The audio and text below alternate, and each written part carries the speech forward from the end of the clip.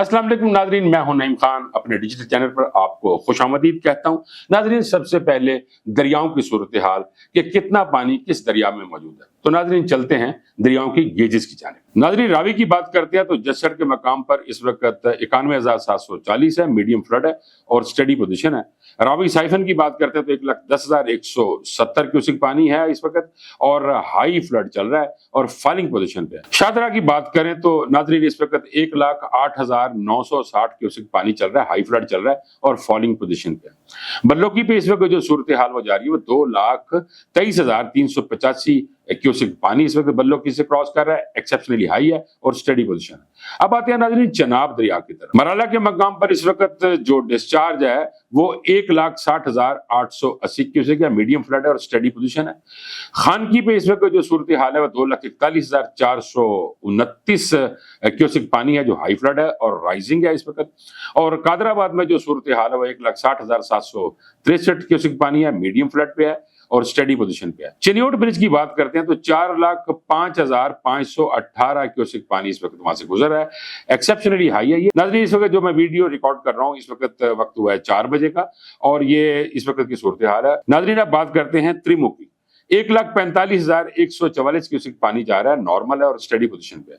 नाज़रीन, अब आते हैं हम सतलुज की तरफ। गंडा सिंह वाला जो है इस वक्त वहां जो पोजीशन जा रही है 2,53,068 क्यूसिक पानी जा रहा है, एक्सेप्शनली हाई है लेकिन स्टडी है।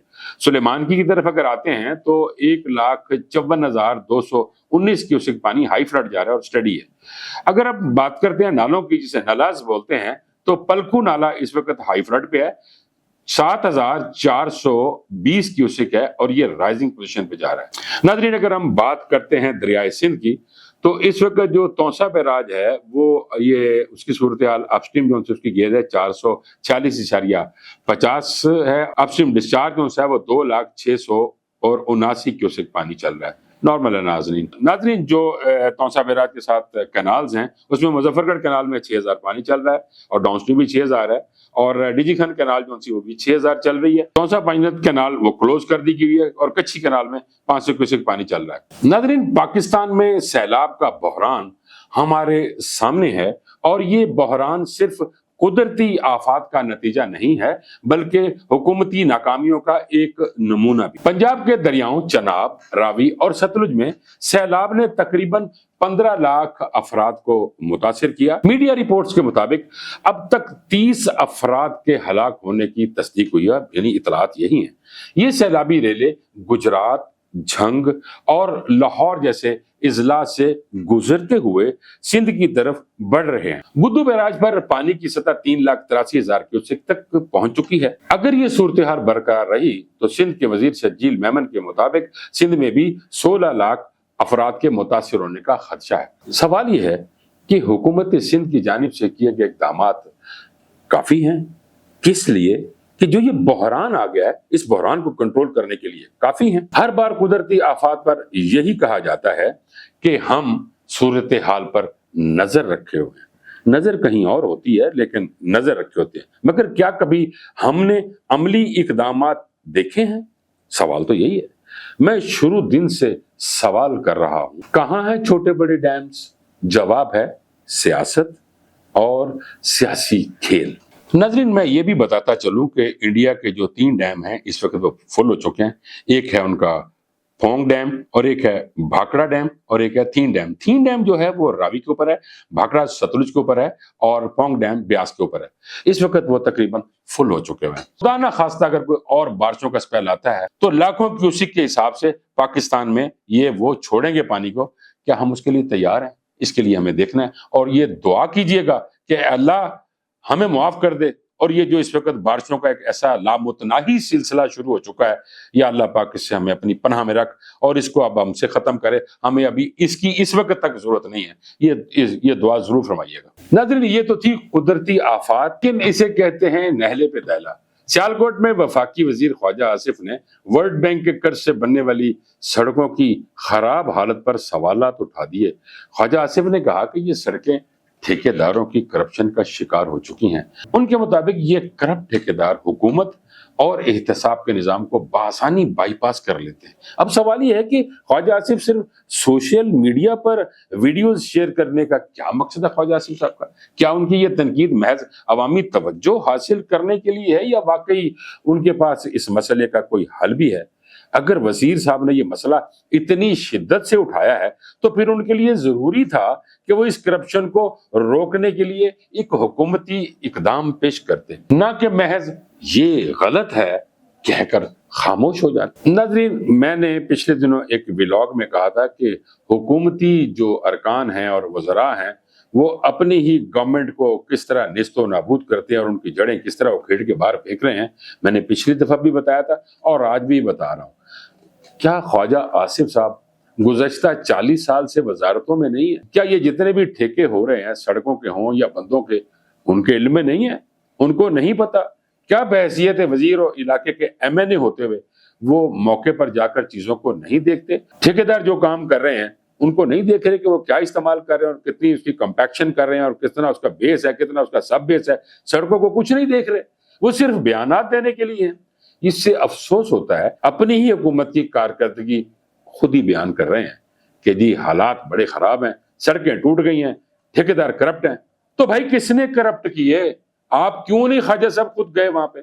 आपने जाकर खुद क्यों नहीं देखा कि क्या हो रहा है? क्या इंजीनियर्स आपके कंट्रोल में नहीं है? आपके एक लेटर पे साइन करने से या फोन करने से एक एक्शन का और एक SC का और एक चीफ का ट्रांसफर हो जाता है क्योंकि आप कह रहे हैं। तो जब आप अपनी मर्जी के एक्शन और SC और चीफ लेकर आ रहे हैं तो काम क्यों नहीं ठीक करवा रहे? अब आते हैं शाहरेज खान के केस पर। इमरान खान के भांजे शाहरेज खान को इंसदाद दहशतगर्दी की अदालत ने जुडिशियल रिमांड पर जेल भेज दिया है। ये केस जिना हाउस पर हमले के इल्जाम में दर्ज किया गया था।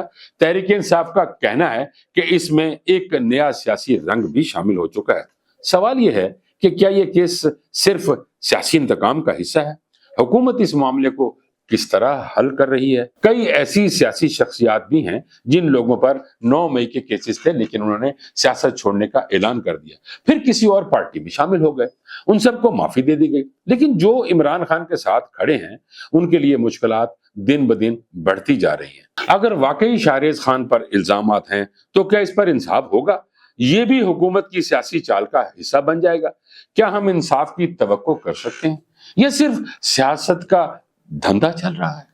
आखिरकार जब इन तमाम मसाइल का जायजा लेते हैं तो ये वाज़ेह होता है कि पाकिस्तान में सिर्फ एक चीज कामयाब हो रही है, वो है करप्शन, नाकामी और हुकूमती इदारों की कमजोरी। कुदरती आफात हो, सड़कों की खराब हालत हो, हर मसले के हल की बजाय हुकूमत सिर्फ बातों तक महदूद रहती है। सैलाब में नुकसान होता है तो वो खबर बन जाती है, सड़कों की तामीर में करप्शन होती है तो वो भी अवाम तक पहुंचती है, लेकिन अमली इक़दामात कहाँ हैं? ये सब कुछ हुकूमत की नाकामी को बेनकाब करता है। तो फिर क्या हम एक दिन ऐसी हुकूमत देखेंगे जो सिर्फ बातें नहीं करेगी बल्कि उन मसाइल का हकीकी हल पेश करेगी? या फिर हमें हर बार यही सुनने को मिलेगा कि हमारी उस पर नजर है, अब इक़दामात किए जाएंगे? हमारे मुल्क का सबसे बड़ा मसला ये नहीं कि मसाइल हैं, बल्कि ये है कि हमें उनके हल के लिए दरकार हुकूमती अज़्म और कारकर्दगी कहीं नजर नहीं आती। नाजरीन, अब मैं बात करता हूँ ओवरऑल जो सैलाब की सूरत हाल है, इंडिया में क्या हो रहा है और पाकिस्तान में क्या होने जा रहा है और क्या होगा। नाजरीन, इस दफा जो ईस्टर्न रिवर्स जो पंजाब के हैं उन पे जो पानी आया वो कैलकुलेट हुआ 15.5 लाख क्यूसेक कंटिन्यूसली 2 दिन ये चलता रहा और ये बहुत बड़ा एक फिगर है और ये पहले कभी भी ऐसा नहीं हुआ। नाजरीन, ये एक कुदरती आफत कह सकते हैं इसे, या मिस मैनेजमेंट कह सकते हैं इसे, या फिर एक प्रॉपर इंतजाम का ना होना है। जितने महकमे हैं जो कंसर्न महकमे हैं उनको सिर्फ पैसे खपाना, पैसे खाना, इससे ज्यादा और कोई गर्ज नहीं है।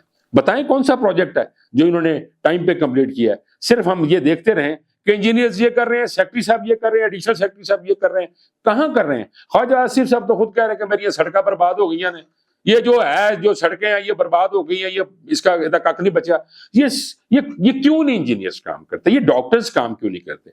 ये कॉमनर्स जो सेक्रेटरी साहबान है ये क्यों नहीं करते? अब एक सेक्रेटरी साहब को क्या पता इंजीनियरिंग क्या चीज है? किसी भी जो इंजीनियरिंग डिपार्टमेंट है उस पर इंजीनियर सेक्रेटरी हो तो क्यों नहीं काम हो सकता? फिर आप किसी के कान भी तो खींच सकते हैं ना کہ آپ ایک ایسے جو ایڈمنسٹریٹو لوگ ہیں اس کا ایک ایڈیشنل سیکرٹری ایڈمنسٹریشن رکھے جو پوسٹنگ ٹرانسفر کرے، یا یہ مقصد نہیں ہے؟ اچھا اگر سیکرٹری بھی موجود ہے تو پھر بھی فائل چیف منسٹر کے پاس جاتی ہے، تو یہ سارے کام اگر چیف منسٹر نے کرنے ہیں تو پھر سیکرٹری کی ضرورت کیا ہے؟ سیکرٹری تو بااختیار ہی نہیں ہے، وہ کچھ کر بھی نہیں سکتے، اور اگر ان کو بااختیار کیا بھی جائے تو وہ پھر دوسرے کام کرنے شروع کر دیتے ہیں۔ ناظرین، اگر اسی طرح اگلے سال بھی اسی طرح کا فلڈ، جو کہ این ڈی ایم اے کہہ رہی ہے کہ اگلے سال اس سے زیادہ بارشیں آئیں گی، تو کیا ہوگا؟ اس سے زیادہ تباہی ہوگی۔ اور جو میں پہلے کہتا تھا کہ ہم دیکھتے رہیں گے پانی کو سمندر گرد ہوتا ہوا، یعنی ہمارا پانی جو خدا نے ہمیں دیا ہمارے پینے کے لیے، ہمارے استعمال کے لیے، اور ہمارے چاروں کے لیے، جانوروں کے چاروں کے لیے دیا، پرندوں کے پینے کے لیے دیا، اور ہمارے پینے اور استعمال کے لیے دیا، ہم اسے ضائع کر رہے ہیں اور ضائع ہوتا دیکھ رہے ہیں۔ اور اگلے سال بھی اگر یہی سلسلے رہے تو اگلے سال بھی یہ پانی اسی طرح ضائع ہوگا۔ اور ایک وزیر صاحب تو یہ کہہ رہے ہیں کہ اس دفعہ 16 لاکھ افراد سے زیادہ متاثر ہونے کا خطرہ ہے۔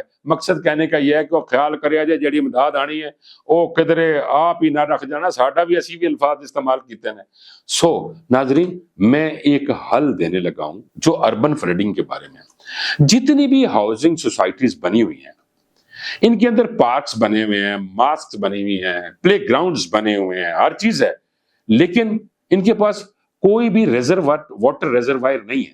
اب میں کسی کالونی کا یا کسی ہاؤسنگ سوسائٹی کا نام نہیں لینا چاہتا کہ پھر وہ پرسنل سی بات ہو جاتی ہے۔ ان کے پاس کوئی واٹر ریزروائر ہیں؟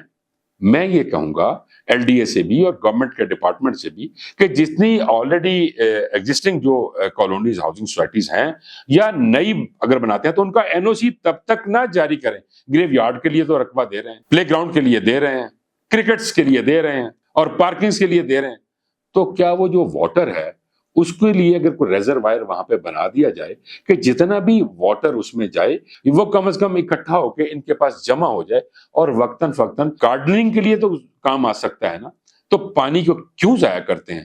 پانی ایک بہت بڑی نعمت ہے۔ اللہ نے کہا کہ میں نے ہر چیز کو پانی سے بنایا، قرآن میں کہا۔ انسان بھی تو وہی حصہ ہے جو پانی سے بنا ہوا ہے، جو ہر چیز جو پانی سے بنی ہے۔ اگر پانی تباہی کرتا ہے تو انسان اس کو کنٹرول کرنے کے لیے بنا ہوا ہے، نہ کہ اس تباہی کے ساتھ باقیوں کی بھی تباہی کر دے، اور نہ جانتے ہوئے کہ ہمیں سب کچھ پتا ہے، فوٹو سیشن کروا لیے جائیں اور سارا کچھ کرایا جائے۔ ایسا نہیں ہونا چاہیے۔ ایگزسٹنگ جتنی بھی سوسائٹیز ہیں ان کو بھی یہ کہا جائے کہ وہ وہاں پہ واٹر ریزروائرز بنائیں، تاکہ جو اربن فلڈنگ ہو جاتی ہے وہ کنٹرول ہو جائے گی۔ ہر کالونی کے پاس اپنا ریزروائر ہوگا تو کم از کم پانی جو فلڈ کی صورت میں شہروں میں آ جاتا ہے وہ تو نہیں ہوگا۔